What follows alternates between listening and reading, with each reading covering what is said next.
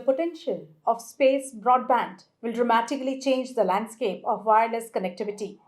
In the recently unveiled Indian space policy, the private players are poised to play an important role in transforming the sector.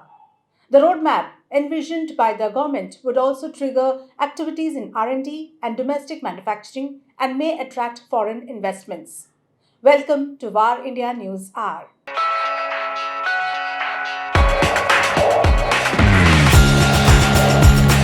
The private players entering the space broadband game is a key catalyst for innovation and growth. With established companies and potential startups vying for a foothold, we can expect a surge in service offerings, competitive pricing, and wider coverage, especially in underserved rural areas. The government's roadmap encouraging research and development is crucial for building indigenous expertise in satellite technology. This can lead to homegrown solutions, reduce dependence on foreign imports, and potentially create high-skilled jobs in the sector. The prospect of a thriving space broadband market is likely to attract international players for collaboration, joint ventures, and potential technology transfers. This will further boost the sector's growth and accelerate advancements. Overall, the entry of private players into the space broadband sector in India marks a significant step towards bridging the digital divide and transforming the communication landscape. With careful planning, proactive policymaking, and responsible implementation, this initiative has the potential to revolutionize connectivity and unlock untold economic and social benefits for the nation. Let's look into today's headlines. Emergency arbitration in the Zee-Sony case to be held in Singapore today. The hearing for an emergency arbitration in the Zee Entertainment and Sony merger deal fallout will take place at the Singapore International Arbitration Centre today. On 22nd January, Sony Group Corp, the Japanese parent company of Sony Picture Network India, announced the termination of the $10 billion merger agreement with Zee Limited, while seeking $90 million for breach of conditions while initiating arbitration. 9 companies bid for revamp of the state-owned Semiconductor Laboratory in Mohali. The central government has received 9 bids from firms including the Tata Group, Tower Semiconductor, and Texas Instruments for the overhaul of its semiconductor laboratory.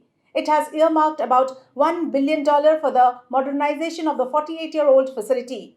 Interestingly, the state-owned fab is the only chip manufacturing plant in India and has lagged private companies on production as well as technology over the years.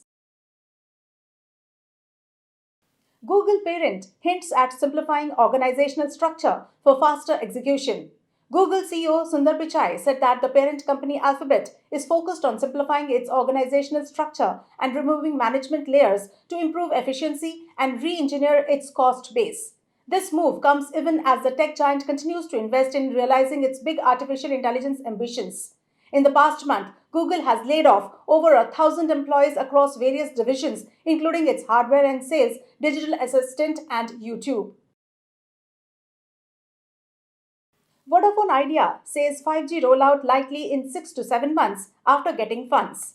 Debt-ridden telecom firm Vodafone Idea said it will need 6 to 7 months to roll out 5G services after securing funding, and discussions with investors are underway.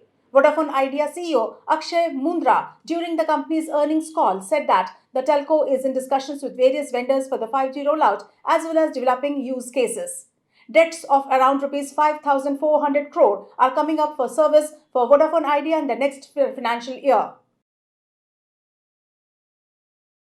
Government cuts down import duty on mobile spare parts from 15% to 10%.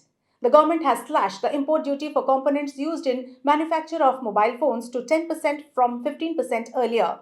These components include battery enclosures, primary lenses, rear covers, and various mechanical components made from a combination of plastic and metal. Companies in the sector have been pushing for cuts on nearly a dozen components to reduce the cost of making smartphones in India. That's all for now. Please like, share, comment, and subscribe to VAR India magazine. You can download the VAR India app from Google Play Store and Apple App Store for more news and updates. Stay tuned. Thank you.